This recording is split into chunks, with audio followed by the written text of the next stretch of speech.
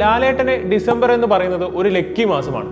ആരാധകരുടെ നീണ്ട 5 വർഷത്തെ കാത്തിരിപ്പ് അവസാനിപ്പിച്ച് ബറോസ് റിലീസിനെത്തുമ്പോൾ ലാലേട്ടൻ ഡിസംബറിൽ മലയാളികൾക്ക് തന്നിട്ടുള്ള നല്ല സിനിമകൾ ഏതൊക്കെയാണെന്ന് അറിയാം.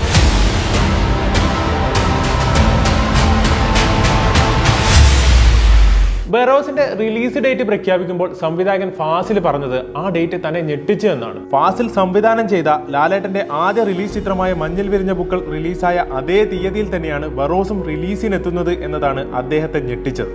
1980-ൽ റിലീസ് ചെയ്ത മഞ്ഞിൽ വിരിഞ്ഞ പൂക്കൾ മുതൽ 2023-ൽ ഇറങ്ങിയ നേര് വരെ ലാലേട്ടൻ മലയാളികൾക്ക് ഡിസംബറുകളിൽ നൽകിയിട്ടുള്ള നല്ല പടങ്ങളുടെ ലിസ്റ്റ് ഏറെയാണ്.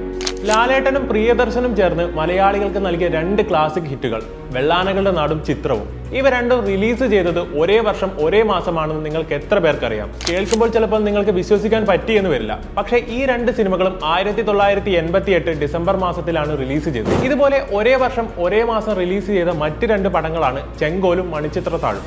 1993 ഡിസംബറിലാണ് 2 പടങ്ങളും റിലീസ് ചെയ്തത്. പിന്നീട് വിയറ്റ്നാം കോളനി, ആറാം തമ്പുരാൻ, ദേവദൂതൻ, തന്മാത്ര, ദൃശ്യം, അങ്ങനെ ലിസ്റ്റ് നീളുകയാണ്. മോഹൻലാൽ അഭിനയിച്ച ഏകദേശം 40-നടുത്ത് സിനിമകളാണ് ഡിസംബർ മാസം റിലീസ് ചെയ്തിട്ടുള്ളത്.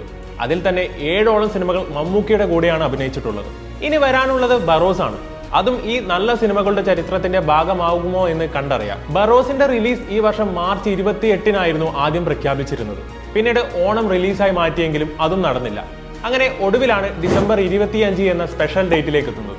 പൊതുവെ സോഷ്യൽ മീഡിയയിൽ ബറോസിന് വലിയ സപ്പോർട്ട് ലഭിക്കുന്നില്ല എന്നത് ശരിയാണ്. പക്ഷേ ബറോസിന്റെ ട്രെയിലർ വളരെ പ്രോമിസിംഗ് ആണ്. അതേ ക്വാളിറ്റി പടത്തിന് കിട്ടുകയാണെങ്കിൽ കളി മാറുമെന്നതിൽ സംശയമില്ല. ലാലേട്ടന്റെ ബോക്സ് ഓഫീസ് പവർ എന്താണെന്ന് പറയേണ്ട ആവശ്യമില്ലല്ലോ, അത് കണ്ടറിയാവുന്നതാണ്.